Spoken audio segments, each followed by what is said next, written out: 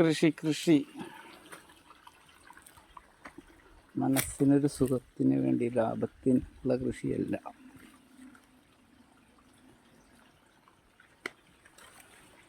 ഇതൊരു മനസ്സുഖം.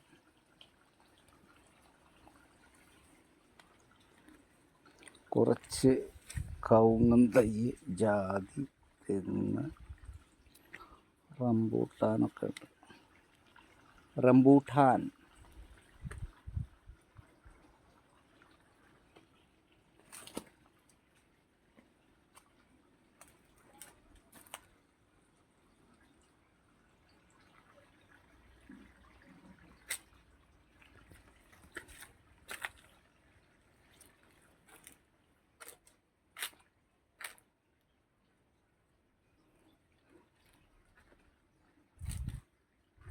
വാഴയുണ്ട്. വാഴ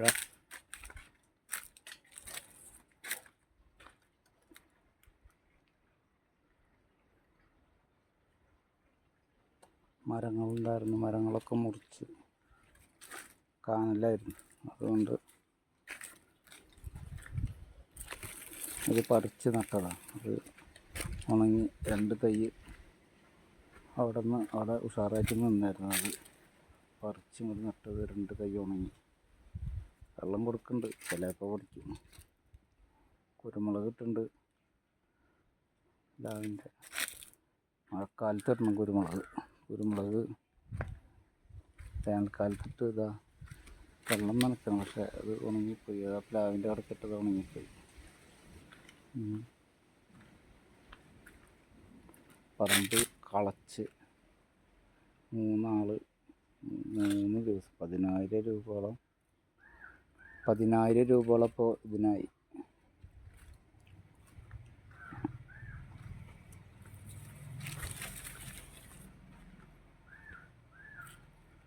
തെങ്ങിൻ്റെ കടയിലൊക്കെ ചപ്പ് വാരിക്കൊണ്ടിട്ടുണ്ട്. ജാതി തൈ കാനലിൽ നിൽക്കുന്നതാണ് ഉഷാറാവണില്ല. 2-2.5 കൊല്ലമായ ജാതി തൈ. 3 കൊല്ലം കൊണ്ട് കായ്ക്കുന്നുണ്ട്. വാങ്ങിയതാണ്. നമ്മുടെ കിണറൊന്ന് വൃത്തിയാക്കാണ്ട്. കിണർ ഇവിടെ തേക്കിൻ്റെ തൈ നിന്നായിരുന്നു. അതുമെന്ന് തേക്ക് നല്ല നീളം പോയിട്ടുണ്ട്. അതിൻ്റെ കൊമ്പെല്ലാം വെട്ടി ആഞ്ഞു. ഇപ്പോൾ ഉഷാറായി. ഇപ്പോൾ തെങ്ങിൻ്റെ കിണറിൻ്റെ അവിടേക്ക് യാതൊരു ശല്യമില്ല. മുളകും തൈ അവിടെ നിന്ന് പറിച്ച് വെച്ചതാണ്. കളക്കുന്ന സമയത്ത് അവിടെ ഷെഡ് പണിയാൻ വേണ്ടിയിട്ട്. ഈ തെങ്ങ് നിലത്ത് വീണ നാളികേരം മുളച്ചത് എടുത്തു കൊടുക്കുന്നത്. ആൾക്കാർ പറഞ്ഞു തെങ്ങുമെന്ന് വീണ നാളികേരം വെച്ച തയ്യാവില്ല എന്ന്. നല്ല ആരോഗ്യമുള്ള തയ്യാണ്.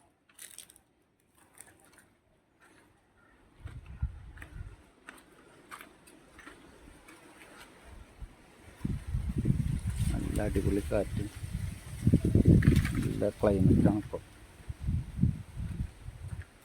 ഇതൊക്കെ തന്നെ മുളച്ച് വെക്കുമ്പോൾ തന്നെ തോന്നും.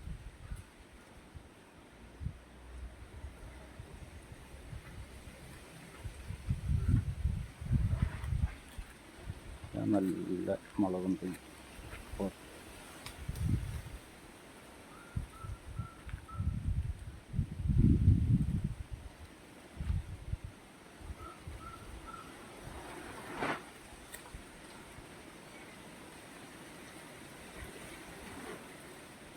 ഇരുമ്പാമ്പുളി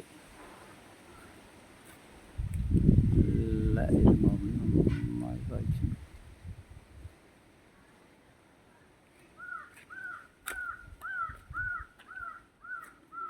ഓക്കെ, എല്ലാം പെട്ടു എന്ന് വിചാരിക്കുന്നത്. ഈ മാവ്